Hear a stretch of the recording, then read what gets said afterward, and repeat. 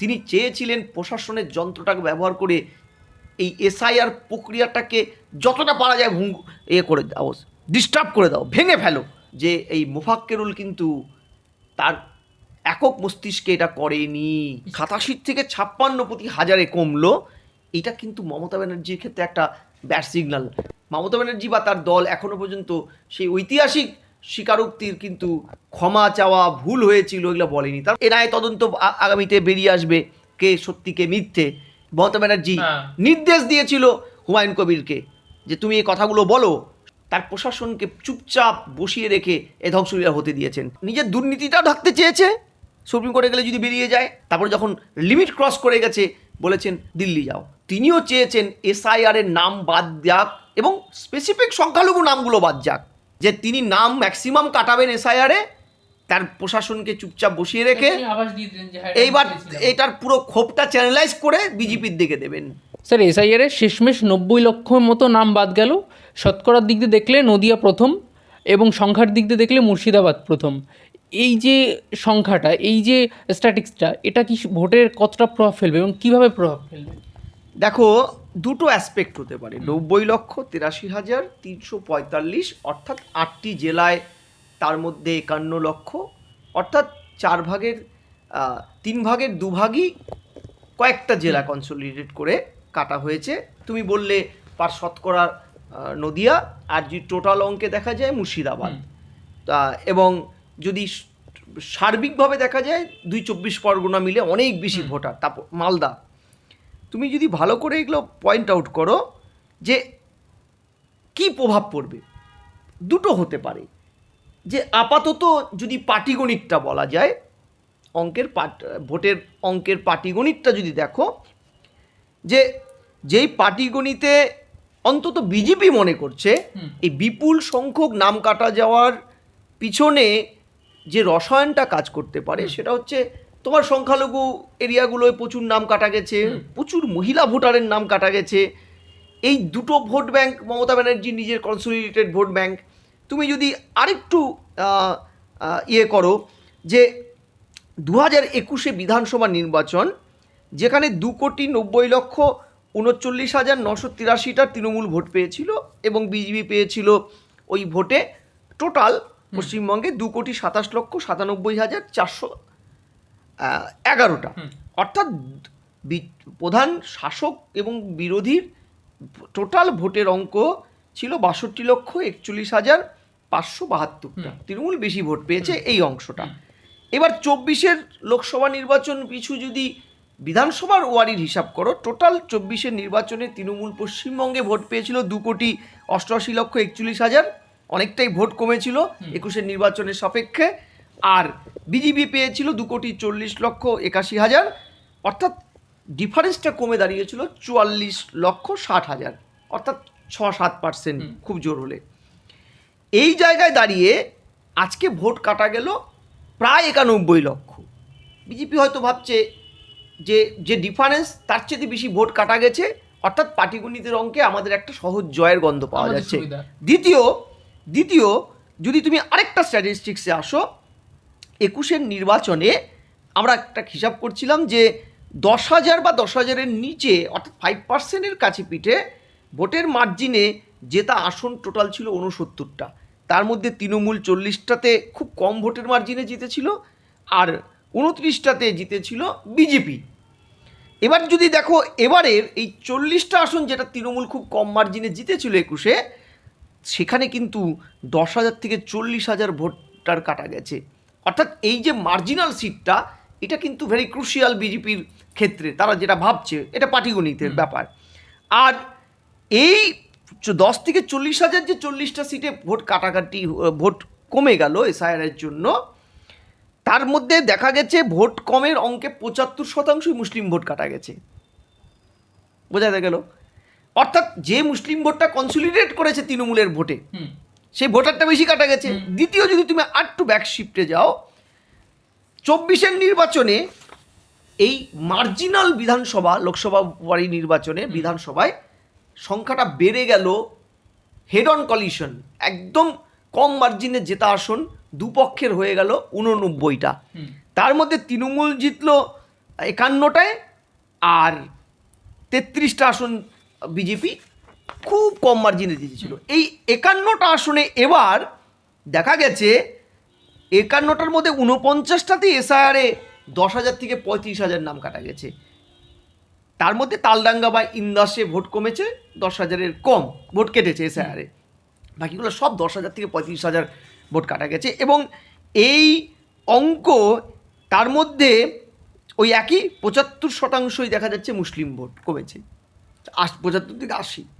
তাহলে এই জায়গাগুলো তৃণমূলের এই 51টা সিটের মধ্যে 49টা ভেরি ডেঞ্জারাস সিচুয়েশনে চলে গেল। আর বিজেপির যে 33টা কেন্দ্রে লোকসভা নির্বাচনে বিধানসভা হিসাব, তাতে 28টাতেই 10,000-এর নিচে ভোট কেটেছে এসআইআর। তার মানে কমফোর্ট জোনটা কিন্তু সেই অঙ্কে 24-এর অঙ্কে অর্থাৎ পাটিগণিতে বিজেপি কিন্তু কিছুটা কমফোর্ট হলো। উত্তরবঙ্গে ওদের শক্ত ঘাঁটি ছিল, উত্তরবঙ্গে কিন্তু ওরা সাংঘাতিক খুব একটা নাম কাটেনি, উত্তরের নাম কিন্তু বেশি কাটেনি।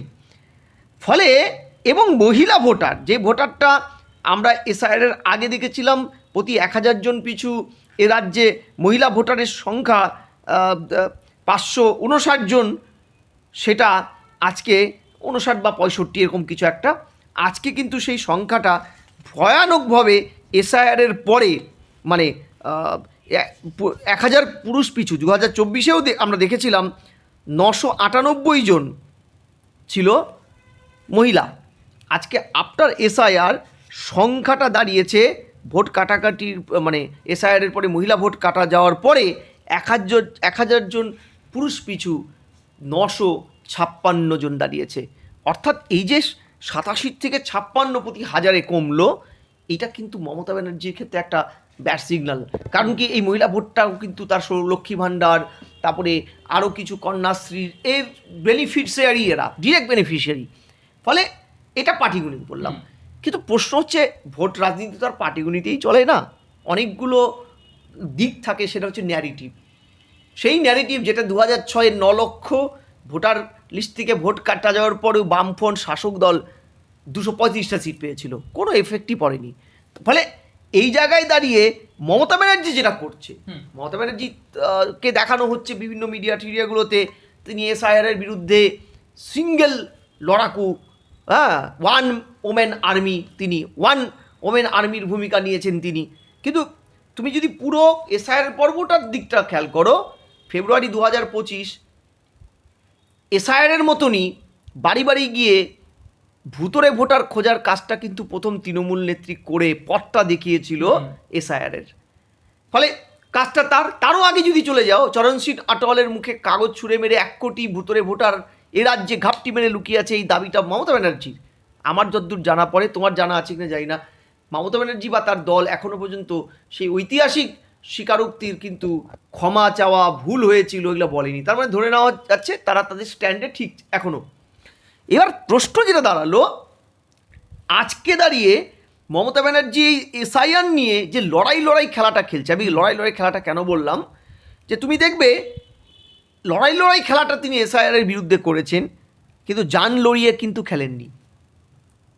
অর্থাৎ মিশে যাননি, মিশেছেন, ঠিক আছে, পুরোপুরি মিশে যাননি, উপর উপর দিয়ে চলেছেন। এই যে মেশা অথচ মিশে না যাওয়া, এই ট্যাকটিক্সটা মমতা ব্যানার্জি কেন করলেন? তিনি ভালো করে জানতেন এসআইআরটা তিনি আটকাতে পারবেন না, এটা কোথাও রাইটস নেই।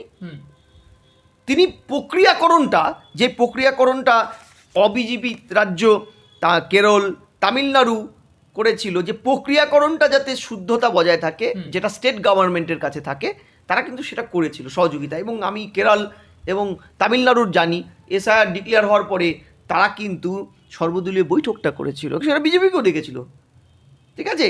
তারা একটাবারও কিন্তু এসআইআর নিয়ে যে আপাতত যে অভিযোগগুলো যে বিজেপি এসআইআরটা করাচ্ছে নিজের স্বার্থে, ভোট ক্ষমতা দখল করতে, সেই ফাঁদে কিন্তু পা দেয়নি। তাহলে মমতা ব্যানার্জি প্রথম দিন থেকে তুমি এসআইআরের তার দলের স্ট্যান্ডটা দেখো, এসআইআর করতে দেব না, কোনো ভোটারের নাম কাটতে দেবো না, মাইন্ড ইট। যে কোনো ভোটারের মধ্যে সাঁতরাদি, লাভলি খাতুন, পূজা পাত্র উর্ফ সরি অদিতি পাত্র উর্ফ পূজা খাতুন, এই যে বহিরাগত ভোটার, এদের নামটাও পর্যন্ত রাখার পক্ষে সওয়াল করে বলেছিলেন মমতা ব্যানার্জি যে এসআইআর, আমি বেঁচে থাকতে এসআইআর করতে দেব না। তিনি ঘটনাচক্রে বেঁচে আছেন এখনও। তারপরে প্যারাডাইম শিফট হলো মমতা ব্যানার্জির, কোনো অবৈধ ভোটারের নাম কাটতে দেবো না, তারপরে বললেন।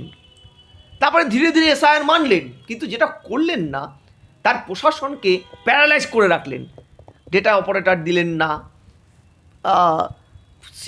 বি ক্যাটাগরির দক্ষ অফিসার দিলেন না, সুপ্রিম কোর্ট বলার পরে দিলেন, ঠিক আছে, তাও সেখানে স্যাটিসফাই হলো না সুপ্রিম কোর্ট। এবং সবচেয়ে লাস্ট অফ অল সুপ্রিম কোর্টে গিয়ে সওয়াল করে যে বিষয়টা নির্বাচন কমিশনের কাছে ছিল সেটাকে কেড়ে নিয়ে তুলে দিলেন সুপ্রিম কোর্টের মাধ্যমে জুডিশিয়ারির কাছে, ট্রাইব্যুনালের কাছে।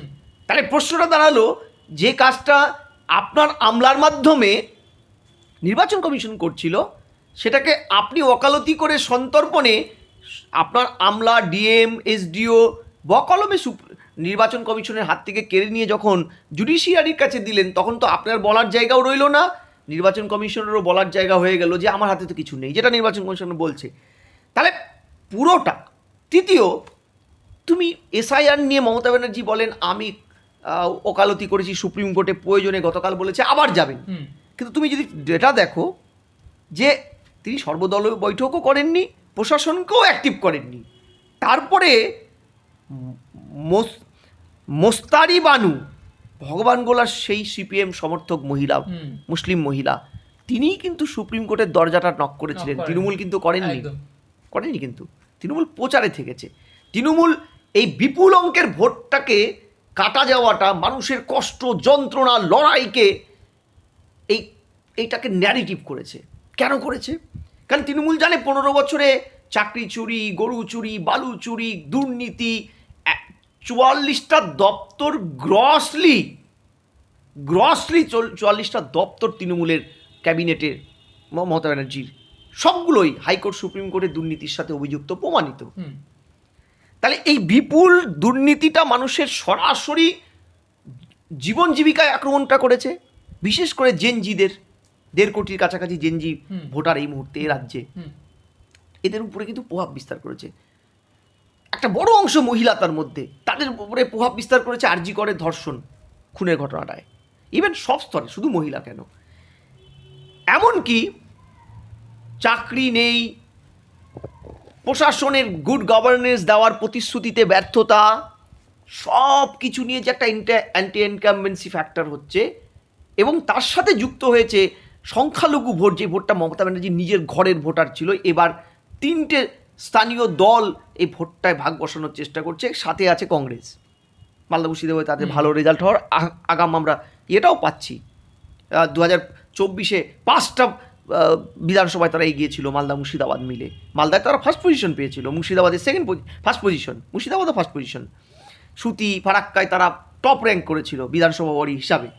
এই জায়গায় দাঁড়িয়ে এই হারিয়ে যাওয়া মুসলিম ভোট, প্রবাবল হারিয়ে যাওয়া মুসলিম ভোট, তোমার হুমায়ুন কবির, জেডিইউপি দল, কিংবা মিম, আইএসএফ, কিংবা কংগ্রেস বা বাম, এই ভোট কাটাকাটি সংখ্যালঘু এটাকে আটকাতে তিনি কিন্তু এই ন্যারেটিভটা জিইয়ে রাখলেন।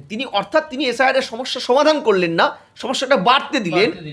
এবং তার এসআইআর এর একটা অঙ্কের পাটিগণিতের ফসলটা বিজেপি তুলতে চাইলে তিনি তার পাল্টা ন্যারেটিভটা তৈরি করে সংখ্যালঘু ভোট বা তার ব্যর্থতাগুলোকে এসআইআর এর মাধ্যমে কিন্তু তিনি ধামাচাপা দিয়ে এগোনোর চেষ্টা করলেন। এই জন্য দেখবে মালদার ওই সুপার ফ্লপ খেলাটা মোতাবাড়ির তো ক্রিয়েটেড। এবং আমি দায়িত্ব নিয়ে বলছি, এনআইএ তদন্ত আগামীতে বেরিয়ে আসবে কে সত্যি কে মিথ্যে। কিন্তু এই ধরনের মুভমেন্টগুলো তখনই রাজ্যে কনসলিডেটেড হয়, এবং অবশ্যই শাসক দলের মদতেই অধিকাংশগুলো বা সবটাই হয়েছে, যখন হিন্দু মুসলমান পোলারাইজেশনের ফ্যাক্টরগুলো প্রয়োজন হয় মমতা ব্যানার্জি। ঠিক 24-এ অধীরকে হারাতে মমতা ব্যানার্জি নির্দেশ দিয়েছিল হুমায়ুন কবিরকে যে তুমি এই কথাগুলো বলো, 70% মুসলিম, 30% মুর্শিদাবাদের হিন্দুদের কেটে ভগীরথে ভাসিয়ে দেবে। এটা আমার কথা নয়, হুমায়ুন কবির নিজে স্বীকার করেছে। তাহলে এই যে ন্যারেটিভগুলো, তা না হলে আমি তোমায় বলছি, দেখো মমতা ব্যানার্জির ন্যারেটিভের রাজনীতিটা কিন্তু শুধু আজকে এই এসআইআর নিয়ে করছে না, তুমি সিএতে চলে যাও, সিএনআরসি ছি ক্যাকা। লোকসভায় তার দলের ভূমিকাটা কী ছিল এই আইনটার ক্ষেত্রে? ওয়াকআউট করেছে, কিংবা তার সাংসদরা ভোটাভুটিতে একটা বড় অংশগ্রহণই করেনি। তারপরে সে রাজ্যে আন্দোলনটায় মদত দিয়েছে পরোক্ষভাবে।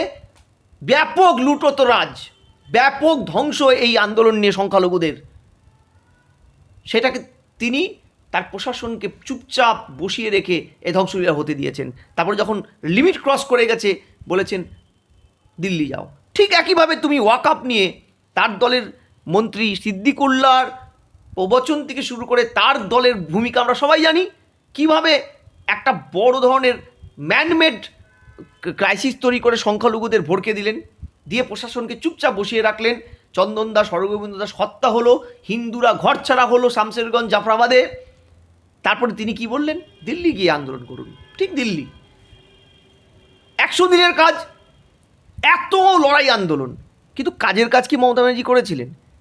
100 দিনের টাকা আটকানোর পিছনে যে লজিকগুলো সেন্ট্রাল গভর্নমেন্ট দিচ্ছিল, সেই লজিকগুলোর একটাও খণ্ডন করেনি তারা। ইউটিলাইজেশন সার্টিফিকেট দেয়নি কেন্দ্র বলছে, উত্তর দেয়নি, খালি দাও দাও দাও, আর গ্রামের লোককে ভরকানো, পঞ্চায়েত মন্ত্রীর কাছে দেখা করতে যাওয়া, এগুলো সব পোশাকি খেলা, গ্রামের মানুষের ভোটটাকে পাওয়ার একটা ন্যারেটিভ তৈরি করা। কিন্তু তাদের তো একটা আইনি হাতিয়ার ছিল 131 নম্বর আর্টিকেল, যেটায় তারা সুপ্রিম কোর্টে গেলে, যেটা কেরল সরকার গিয়েছে, আরও অনেক সরকার গিয়েছে, রাজস্থান গিয়েছে, এবং 24 ঘন্টার মধ্যে ওই আর্টিকেল অনুযায়ী সুপ্রিম কোর্টের যদি মনে হয়ে থাকে, আর্টিকেলটা তৈরি হয়েছে ওই কারণে যে সুপ্রিম কোর্ট কোনো রাজ্যকে ডিপ্রাইভ করে কোয়াসি ফেডারেল স্ট্রাকচারকে ভাঙছে, সুপ্রিম কোর্ট তাদেরকে রায় দিয়েছে এবং সেন্ট্রাল গভর্নমেন্ট দিতে বাধ্য হয়েছে। তাহলে তৃণমূল গেল না কেন? এত কিছু ঢক্কানিনাদ করে গেল না কেন? তৃণমূল জানে 100 দিনের কাজে মামলা করলে পরে তাদের আমও যাবে, ছালাও যাবে। দ্বিতীয়, তারা তো ওটাও নিজের দুর্নীতিটাও ঢাকতে চেয়েছে, সুপ্রিম কোর্টে গেলে যদি বেরিয়ে যায়। আর এই ন্যারেটিভটা জিয়ে, অর্থাৎ মানুষের জীবন যন্ত্রণাটাকে বাড়িয়ে দিয়ে সেখান থেকে ফসল তুলতে চেয়েছে।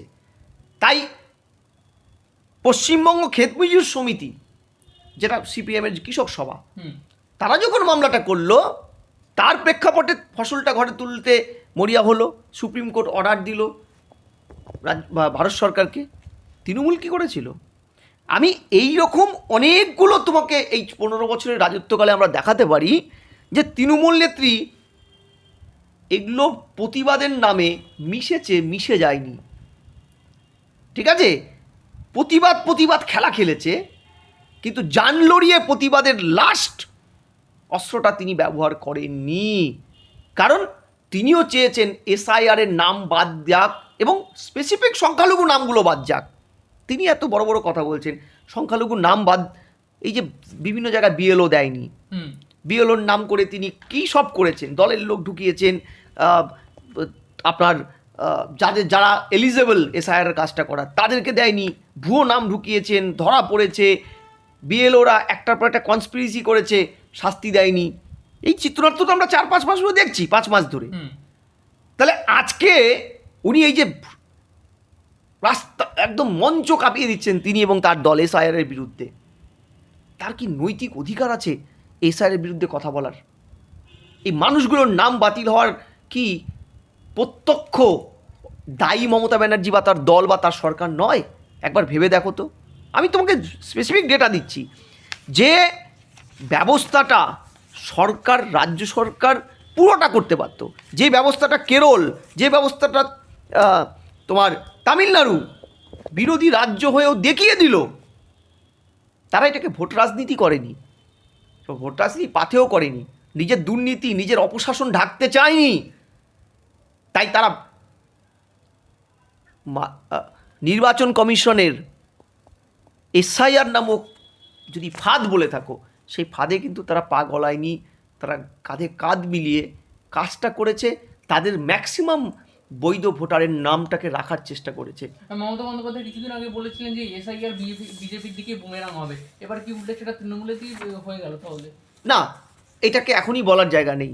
তিনি যখন বুমেরাং কথাটা ব্যবহার করেছেন, তার মধ্যে তার স্ট্র্যাটেজিটা ঠিকই ছিল, যে তিনি নাম ম্যাক্সিমাম কাটাবেন এসআইআরে তার প্রশাসনকে চুপচাপ বসিয়ে রেখে তিনি আভাস দিয়ে দিলেন যে হ্যাঁ, এইবার এটা চেয়েছিলাম। এটার পুরো ক্ষোভটা চ্যানেলাইজ করে বিজেপির দিকে দেবেন। আমি বলছি যে এতে সাধারণ মানুষের সাথে কি বেইমানি করা হলো না? তুমি দেখো আজকে এতগুলো রাজ্য এসআইআর হচ্ছে, তুমি দেখো রাজস্থান 5.74% নাম কাটা গেছে, ইউপির নাম তালিকাটা 10 তারিখে বেরোবে এপ্রিলের, সেখানেও 2 কোটির উপরে নাম অলরেডি কাটা গেছে খসড়া তালিকাগুলোতে। তুমি বিহারে দেখো 5.95%, 6% নাম কাটা গেছে, ওয়েস্ট বেঙ্গলে 11.62%, তুমি ছত্তিশগড়ে 11.77%, পুডুচেরিতে 7.57%, আন্দামানে 16.87%, তামিলনাড়ু 11.55, একদম পশ্চিমবঙ্গের সমতুল্য, কেরলে 3.22, তোমার গুজরাটে 13.4%, বিজেপি শাসিত, গোয়ায় 10.75%, এটা তালিকা, লক্ষদ্বীপে 0.36%। এখানে এই যে তালিকাটা তোমায় দিলাম 13টা রাজ্যে হচ্ছে, তুমি কোথাও প্রশাসনের যন্ত্রকে একটাবার এই রকম ভয়ানক স্টেটমেন্ট দিতে শুনেছ? এটা পুরোটাই ভোট রাজনীতির অঙ্কে দেখছে। এই এসআইআর এর তপ্ত আগুনে যেমন বিজেপি পাটিগণিতের অঙ্কে এগোতে চাইছে, প্রায় 100টার কাছে পিঠে সিটে তারা পাটিগণিত করে নিয়ে বেরোনোর স্বপ্ন দেখছেন, তৃণমূলও কিন্তু ওই তপ্তে ওই তাপে রুটি সেকে ভোট বৈতরণী পার করতে চাইছেন।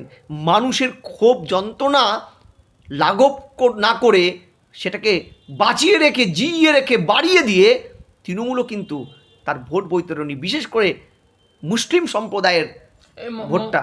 মমতা বন্দ্যোপাধ্যায় এই বিশেষ সভাগুলিতে যাচ্ছেন, নির্বাচনী প্রচারে যাচ্ছেন, বারবার বলছেন যে দরকার পড়লে এরপরেও আবার কোর্টে গিয়ে লড়াই করবো। এগুলো সবই তাহলে নির্বাচনী প্রচুর। তুমি 5 মাসের গল্পটা দেখো না, 5 মাসে তুমি দেখো এসআইআর বিরুদ্ধে যদি আন্তরিক হতেন লড়াইয়ে, তিনি একটা পদক্ষেপ তিনি নিয়েছেন, যে পদক্ষেপটায় আমি বলছি সিম্পল, একটা সর্বদলীয় বৈঠক করতে পারতেন। পশ্চিমবঙ্গে তো 3টে দল আছে, শাসক, বিরোধী 2টো, কংগ্রেস, বিজেপি, সিপিএম, বামপন্থী জোটটা কংগ্রেস, আইএসএফ, এরাও তো প্রত্যেকে এই এসআইআর এর বিরোধী, এসআইআর এর নাম বাতিলের বিরোধী, এসআইআর এর কেউ বিরোধী নয়, প্রক্রিয়াটার বিরোধী। তাহলে এদের নিয়ে কি মমতা ব্যানার্জি একটাবার প্রয়োজন পড়েনি সর্বদলীয় বৈঠক কল করতে, সবাইকে ডেকে নিয়ে আন্দোলনটা করতে? না, তিনি চেয়েছিলেন প্রশাসনের যন্ত্রটাকে ব্যবহার করে এই এসআইআর প্রক্রিয়াটাকে যতটা পারা যায় করে দাও, ডিস্টার্ব করে দাও, ভেঙে ফেলো। এবং ম্যাক্সিমাম মুসলিম বেলগুলোতে যে নাম বাতিল হয়েছে, তুমি ডেটা দেখো, তার প্রশাসনের যন্ত্র সেখানে কাজ করেনি, প্রশাসনের যন্ত্র কাজ করেনি, তাতে যেটা হয়েছে অনেক বৈধ ভোটারের নামটাও উঠতে পারেনি, আপলোড হয়নি, কাগজ হয়নি, ঠিক আছে। এবং প্রত্যেকটা স্তরে মাননীয় সুপ্রিম কোর্টের অবজারভেশন দেখুন, 142 নম্বর ধারা ইউজ করেছে, কারণ সুপ্রিম কোর্ট এ রাজ্যের ডিজিপিকে পর্যন্ত শোকজ করেছিল, শোকজ, এবং শুধু শোকজ নয়, ব্যক্তিগত হলফনামা চেয়েছিল। তো এগুলো কি নতুন? আর মমতা ব্যানার্জি আজকে তো নিজের শুনানির পরেই তো এটা বিচার বিভাগীয় ব্যবস্থায় গেছে, যেই বিচারপতিরা অ্যাডজুডিশিয়ারি যুক্ত 700+ বিচারপতি, 705 জন, তারা প্রত্যেকেই নাম বাতিলের সপক্ষে কারণ দিয়েছিল রিমার্কসে, এমন নয় সুপ্রিম কোর্টের অর্ডারে। তাহলে আজকে মমতা ব্যানার্জি সেই বিচার ব্যবস্থা বা বিচারপতিদের কি কোণঠাসা করার চেষ্টা করছে? এন্টায়ার পুরো কনস্পিরেসিটা যদি তুমি বলে থাকো, মমতা ব্যানার্জি কিন্তু এখানে প্রত্যক্ষ মদতদাতা। আজকে সেই ন্যারেটিভটাকে নিয়ে তিনি ভোট বৈতরণী পার, সংখ্যালঘু ভোটটাকে কনসলিডেটেড করা, সংখ্যালঘু ভোটটা যাতে স্প্লিট না হতে পারে জেইউপি, মিম কিংবা তোমার আইএসএফের বা বামেদের বা কংগ্রেসের কাছে মালদা মুর্শিদাবাদকে প্রাইম টার্গেট করা হলো। আজকে মোথাবাড়ির ঘটনাটা তোমার কি মনে হলো? এই যে রিপিটেশন, মালদা মুর্শিদাবাদ যে মামু কংগ্রেস তার পুরনো ঐতিহ্যতে ফিরতে যাচ্ছে আভাস 24 থেকে দেখা যাচ্ছে, 24 নির্বাচনের পর থেকেই সেই আলোটা কাটতে চাইছে মুসলিম ভোটের। তিনি মুসলিম ভোটের আলোটা কেটে কংগ্রেস যাতে রেজাল্ট ভালো না করে, পুরো মুসলিম ভোটটা যেন আবার তার ঘরেই ফিরে যায়, তারই তো একটা মেকানিজম রচেছিল ওই সব কী নাম উকিলটা, মুকরেকুল নাকি মুফাক্কেরুল দিয়ে। আজকে প্রশ্নটা হলো এনআইএ তদন্ত, অন্যান্য এনআইএ তদন্তের মতন এই রাজ্যে ধামাচাপা পড়ে যাবে কি না, সূর্যের আলো দেখবে কি না আমরা জানি না, কিন্তু দায়িত্ব নিয়ে তোমাকে বলছি যে এই মোফাক্কেরুল কিন্তু তার একক মস্তিষ্কে এটা করেনি, এটা বড়, তার স্ট্রেচারে ক্ষমতাই নেই, তার স্ট্রেচারে ক্ষমতা নেই। মমতা ব্যানার্জিকে বলতে হচ্ছে কংগ্রেস দায়ী। ঠিক যেভাবে জাফরাবাদে মুর্শিদাবাদের ঘটনায় মালদায় তিনি পৌঁছে গিয়ে গনি খানের পরিবারকে কাঠগড়ায় দাঁড় করেছিলেন, ওখানকার এমপিকে কাঠগড়ায় দাঁড় করিয়েছিলেন, যেখানে প্রশাসন তার মালদা মুর্শিদাবাদের স্থানীয় সব কিছু স্তরের পঞ্চায়েত সমিতি, জেলা পরিষদ সব তার। তারপরেও ঘটনায় তিনি একটা শিখণ্ডী খোঁজার চেষ্টা করেছেন। এবার যেমন কংগ্রেসকে দায়ী করেছেন, আইএসএফকে দায়ী করেছেন, বিজেপি তো আছেই সেই অঙ্কে, সেন্ট্রাল ফোর্স নিয়ে বলা এখন বন্ধ করেছেন সুপ্রিম কোর্টের গালাগালি খাওয়ার পরে, মানে নাহলে কোমরে দড়িটা পড়তো। ঠিক আছে, এখন কিন্তু দুদিন ধরে আমরা দেখিনি সেন্ট্রাল ফোর্স নিয়ে কিছু বলছে না। ফলে এই আজকে মমতা ব্যানার্জির সমস্ত দুর্নীতি, সমস্ত ব্যর্থতা, 15 বছরের সব কিছু এসআইআর নামক এই পর্বের মাধ্যমে তিনি যে মানে ওয়াশিং মেশিনে ধুয়ে যাওয়ার একটা প্রক্রিয়া করলেন, সংখ্যালঘু ভোটটাকে রিটার্ন করার একটা লাস্ট মরিয়া চেষ্টা করলেন, সফল হবে কিনা আমরা জানি না। সেটারই অঙ্গ হচ্ছে প্রথমে এসআইআরটাকে ভণ্ডুল করো, তারপরে এটা দিয়ে একটা ন্যারেটিভ তৈরি করে বাজারে চালাও, সেটারই প্রক্রিয়া এটা।